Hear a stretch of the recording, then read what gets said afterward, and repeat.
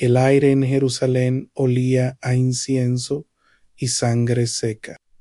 Era el año 34 después de Cristo, y la ciudad santa hervía de tensiones por las estrechas callejuelas del barrio helenista, donde los judíos de la diáspora habían establecido sus sinagogas.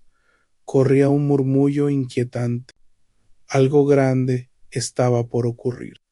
En el corazón de este torbellino histórico se encontraba Esteban, un hombre cuyo nombre quedaría grabado para siempre en los anales de la fe cristiana. Los sacerdotes saducios, cómodos en su alianza con Roma, veían con creciente alarma el movimiento de los seguidores de Jesús. El templo, aquella magnífica estructura de mármol blanco y oro que Herodes había embellecido, seguía siendo el centro del poder religioso. Pero algo había cambiado desde la crucifixión de aquel rabino galileo y el contexto histórico. Entre ellos destacaba un joven fariseo de Tarso, educado a los pies de Gamaliel, cuyo nombre hebreo era Saulo. Mientras tanto, en los barrios más humildes, los discípulos de Jesús, ahora liderados por Pedro y Juan, realizaban señales y prodigios que atraían multitudes. Jerusalén, bajo el gobierno del procurador romano Marcelos, era un polvorín a punto de explotar. No se limitaba a servir mesas, realizaba grandes prodigios y señales entre el pueblo. Su ministerio pronto trascendió lo administrativo, convirtiéndose en un poderoso predicador que debatía en las sinagogas de los libertos. Allí, Esteban se enfrentaba semanalmente a doctos rabinos que examinaban minuciosamente sus enseñanzas. Pero ocurrió algo extraordinario.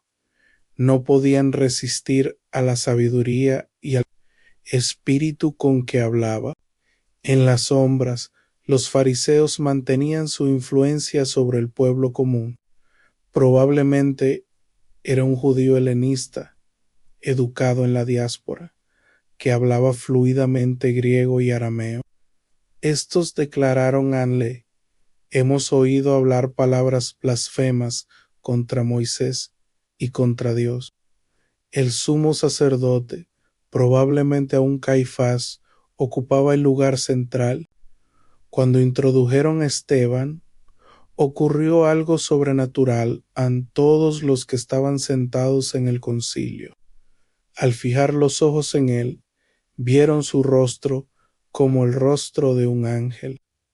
Comenzando con Abraham, recorrió toda la historia de Israel, mostrando cómo Dios siempre había actuado fuera de los sistemas religiosos establecidos. Su argumento era claro: el templo no era necesario para adorar al verdadero Dios. La acusación era grave. En Esteban estaba amenazando los pilares mismos de la identidad judía. Cuando surgieron quejas sobre la distribución desigual de alimentos a las viudas, los apóstoles seleccionaron a 7 hombres de buen testimonio, llenos del Espíritu Santo y de sabiduría. Entre ellos, Esteban destacaba singularmente: vosotros resistís siempre al Espíritu Santo, como vuestros padres, así también vosotros. La acusación era directa. Ellos eran iguales a los que habían matado a los profetas. Para el Sanedrín, esto era blasfemia pura. Rasgaron sus vestiduras y lo sacaron a empujones de la cámara. Según la ley judía, los testigos debían arrojar las primeras piedras. Se quitaron sus mantos para tener mayor movilidad, depositándolos a los pies de un joven fariseo llamado Saulo. Pero en medio del dolor, Esteban hizo 2 oraciones que cambiarían la historia: Señor Jesús, recibe mi espíritu, y Señor, no les tomes en cuenta este pecado. An segundo, E-L-A-S-C, el ascenso de Esteban. Esteban no era un campesino galileo como los primeros discípulos. Las Escrituras lo describen como varón lleno de fe y del Espíritu Santo, pero también de un poder extraordinario, hasta su encuentro con Cristo en el camino a Damasco.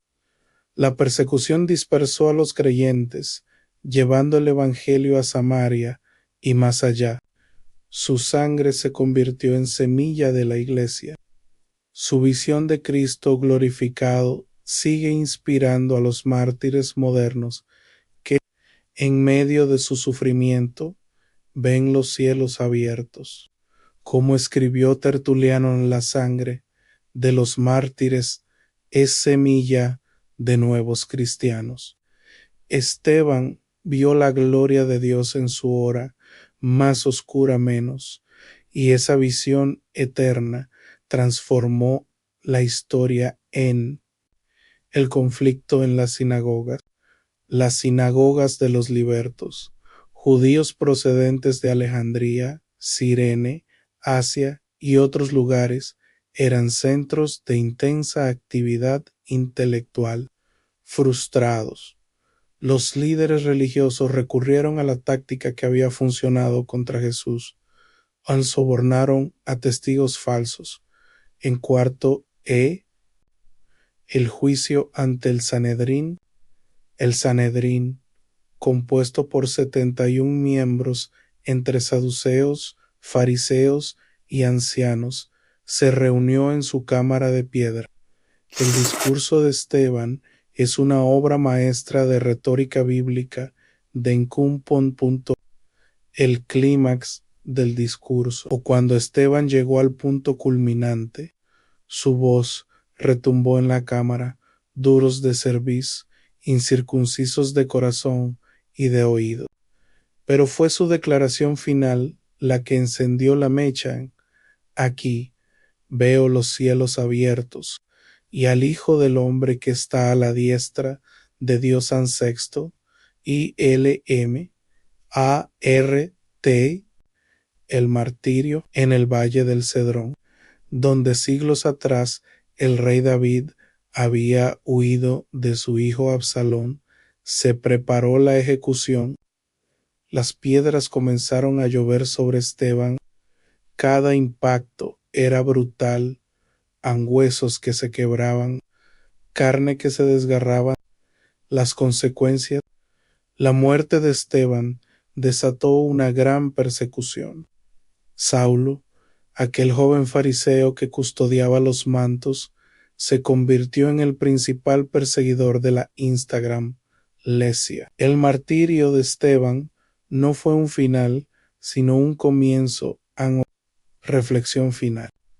Hoy, cuando la fe cristiana sigue siendo perseguida en muchos lugares, la historia de Esteban nos recuerda que la fidelidad hasta la muerte no es en vano.